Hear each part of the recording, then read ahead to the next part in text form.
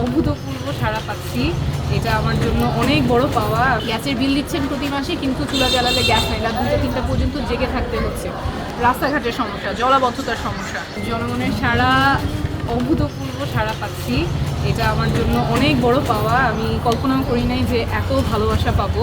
আমরা একদম রাস্তায় বাজারে তাদের উঠানে গিয়ে কথা বলছি, কথা শুনছি, তাদের কাছাকাছি যাওয়ার চেষ্টা করছি। সকাল থেকে রাত পর্যন্ত আমরা হাঁটছি, হেঁটে হেঁটে কথা শুনছি, সমস্যাগুলোর কথা শুনছি, জনপ্রতিনিধির কাছ থেকে তাদের প্রত্যাশাগুলোর কথা শুনছি, এবং সবাই এত মন খুলে কথা বলছেন এবং আসলে খুব কাছ থেকে গ্রহণ করছেন, অনেক ভালোবাসা দিচ্ছেন। কেউ খাবার দিচ্ছেন, কেউ চকলেট দিচ্ছেন, ছোটো বাচ্চারা এগিয়ে আসছেন, বাচ্চাদেরকে নিয়ে আসছেন কথা বলতে, ছবি তুলতে, মুরব্বীরা আসছেন, দোয়া করে যাচ্ছেন, তারপরে আমাদের আঙ্কেল এসে বলে যাচ্ছেন, প্রতিজ্ঞা করছেন, প্রত্যাশা করছেন আমার কাছ থেকে। সব মিলিয়ে খুব ভালো অভিজ্ঞতা। একেবারেই আমার এলাকার মানুষের সাথে এত কাছ থেকে মেশার এবং কথাগুলো শোনার, অভিজ্ঞতাগুলো শোনার, এই যে অভিজ্ঞতা, এটা আমার জন্য অনেক বড় একটা পাওয়া। 1 টাকা ট্যাক্স কেউ কম দেয় না, গ্যাসের বিল সবাই দেয়, পানির বিল সবাই দেয়, কিন্তু নাগরিক সুবিধার দিকে এই অঞ্চলটা অনেক পেছানো, এবং সেটা আমরা বারবার আমাদের থেকে বলা হলেও, এলাকাবাসীর থেকে বলা হলেও এই জায়গাগুলো অ্যাড্রেসড হয়নি।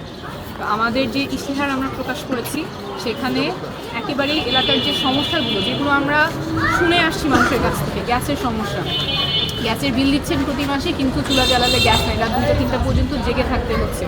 রাস্তাঘাটের সমস্যা, জলাবদ্ধতার সমস্যা, ডেঙ্গু সিজনে মশার উপদ্রব এবং ডেঙ্গু চিকুনগুনিয়ায় আক্রান্ত হচ্ছেন, চিকিৎসার যে অবহেলা, এত লাখ লাখ মানুষের জন্য একটা মাত্র সরকারি হাসপাতাল মুগদা মেডিকেল, সেখানেও অনেক অব্যবস্থাপনা আছে।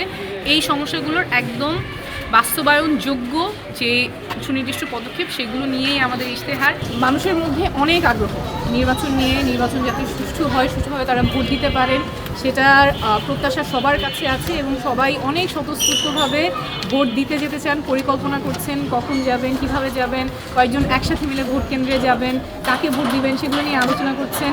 তো আমরা অবশ্যই চাবো যে সুষ্ঠু একটা নির্বাচন হবে, যেখানে জনগণ স্বতঃস্ফূর্তভাবে নির্বাচন কেন্দ্রে গিয়ে নিজের ভোটটা তাদের পছন্দ মতো দিয়ে আসতে পারবে।